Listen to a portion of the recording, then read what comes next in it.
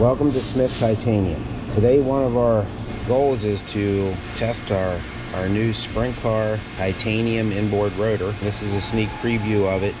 It's actually a two-piece design, and now we can control every aspect of the rotor. The thicknesses are uniform, the balance is perfect. We're going to try to improve the cooling. Titanium is the best brake rotor material. It will stop the best, and it will take the most heat of any other material available in brake rotors.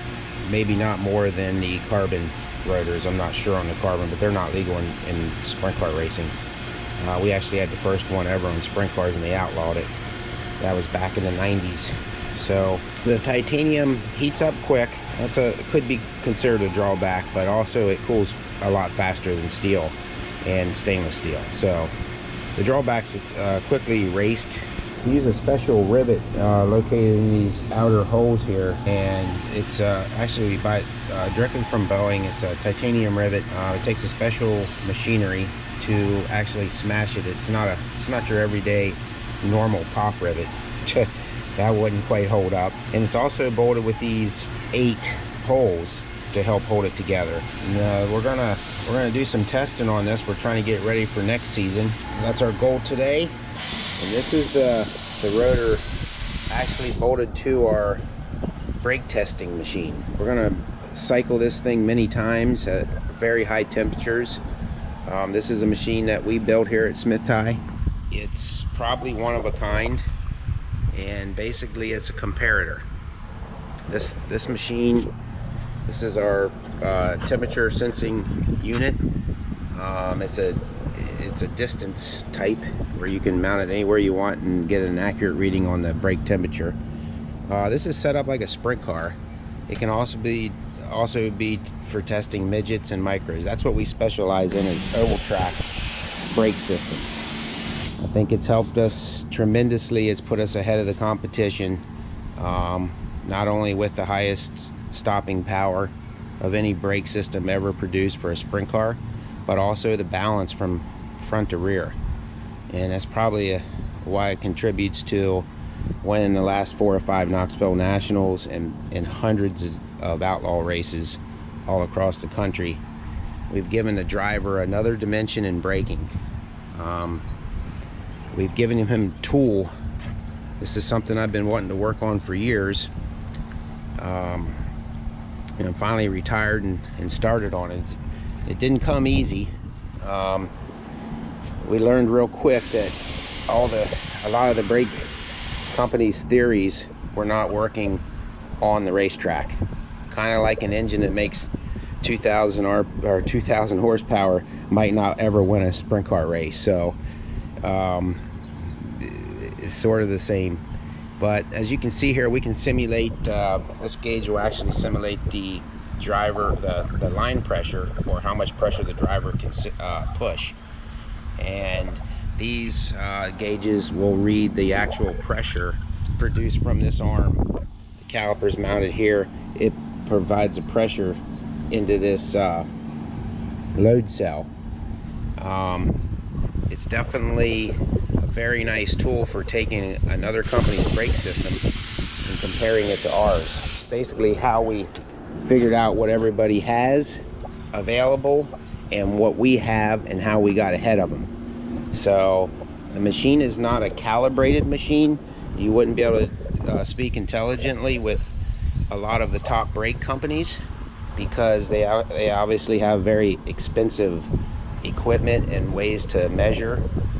But what we've done is we're able to simulate the race car, and basically that's the most important thing because that's what's on the racetrack and that's what wins races. So they have all their theories, we have ours. And today is nothing about the balance of the brakes, and it's nothing about how good the brakes are. Just wanted to share one of our new projects we're working on and trying to make the very best inboard rotor available for oval track racing. It is a little more expensive since it has 4 machine sides, unfortunately, but we feel like the brake system's one of the #1 tools for the race car and for the driver.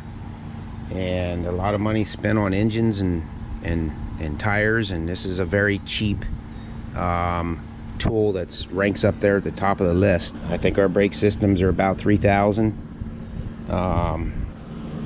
We use all titanium pistons. We make all our calipers from billet 70-75 material. They're all made here in USA.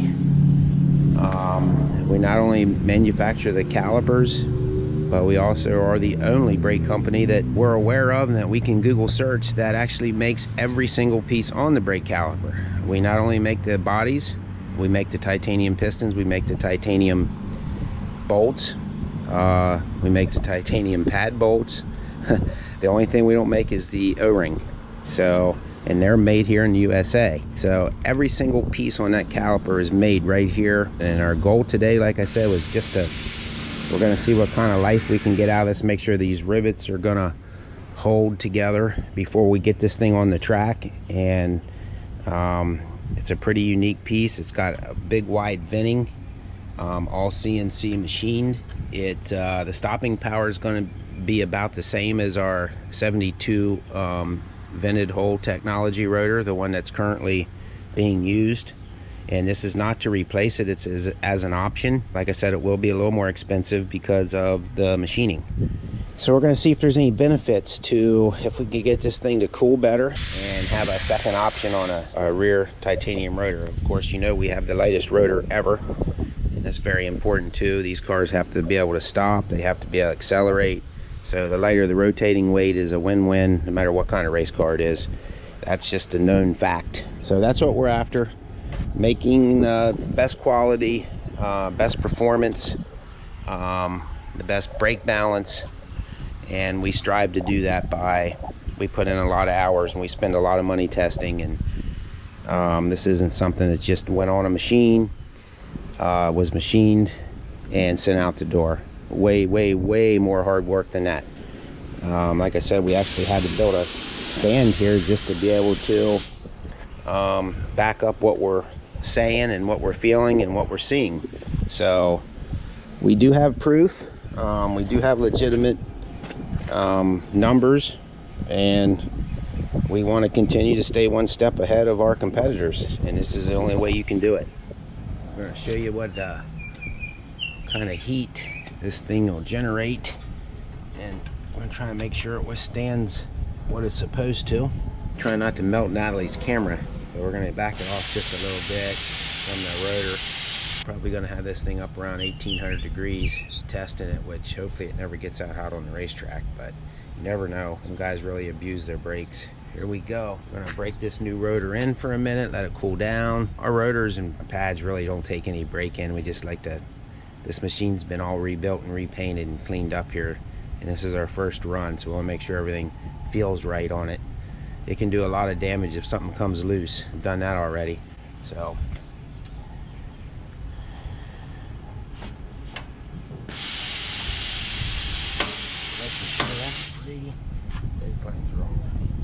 so here we go.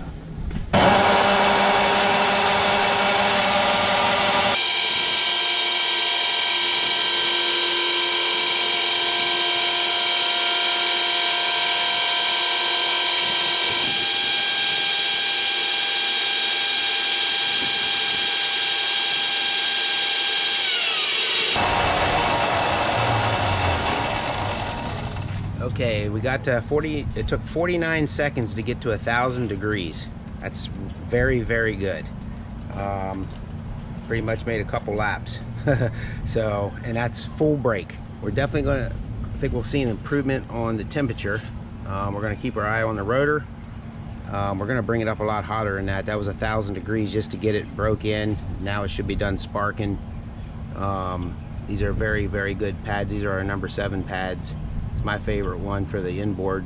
It has long life, super good brakes, and takes the temperature well. Stops ice cold and stops at very high temperatures. So we see nothing but a progressing on the meter of pressure from the downforce that goes to the load cell. So that never dropped off all the way to 1,000 degrees. It just steadily got better and better. Although it started off very high, they're already broke in. They're that quick. Hope you enjoy the video. We'll come back with some more updates.